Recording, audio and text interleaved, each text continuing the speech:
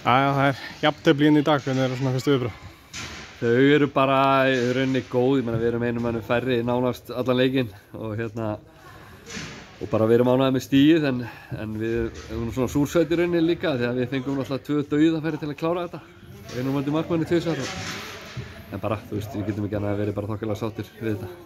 Já, þið eru einum færri og þeir eru svo sem ekkert að skapa sér neitt rosalega mikið, þið lokið ágætlega á það hana. Nei, mér fannst við vera með algjört kontról en ég menna, þú veist, það er náttúrulega ekki auðvitað að verjast í svona langa tíma en mér fannst við samt með leikinn undir kontról, þannig séð og við værum ekki með boltan. Já, en þetta rauðspjald sem þið fáið, hvað finnst þér það? Já, ég hef nú helst ekkert verið að ræða dómgæsluna eins og margir segja en mér fannst það furðulegu dómur. En svona þetta bara, hann tekur bara ákvörðun með að skrítið. Já, Þórsararnir voru ósáttir með markið sem þið skorið, skilurðu það? Nei. Það var einhver köllum Þeir skilur ekki, mér finnst þetta ósækjað dómur, en það er bara, en ég meina, ég ætla ekki að fara, mér finnst dómgæslan bara eins og hún var í dag og hallaði ekkert á annan liði.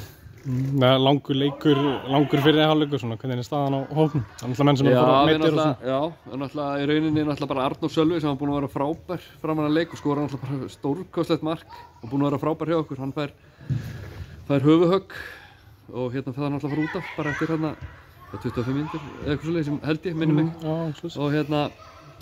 Og staðan á hópnum verður Hákon fær í rauninni líka höfuðhögg sem var svona kannski svipað og það sem fyrirliðinn okkar var rekinn út af fyrir og mér fannst mjög sérstakt að það hefði verið allt í lagi að hann hefði fengið höfuðhögg en ekki í hina áttina ef það var þannig sem að mér fannst í rauninni ekki einu sinni vera en ég ætla nú ekki að fara út í það samt með þannig að hann er hálfgroggi eftir það þannig að það er í rauninni Hákon og Arnór sem eru ekki alveg í toppstandi en aðrir eru svona nokkuð góðir held ég bara.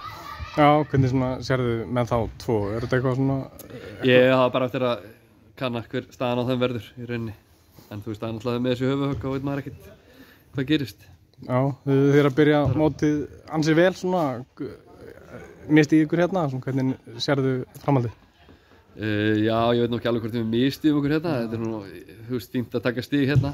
Og en við erum bara, þú veist, við erum náttúrulega að leika á föstudaginn á móti Leikni sem eru náttúrulega mjög skemmtilegt verkefni, Breiðholtsslagurinn og margir sem hlakka til þessa leiks og þannig að það er bara næsti leikur.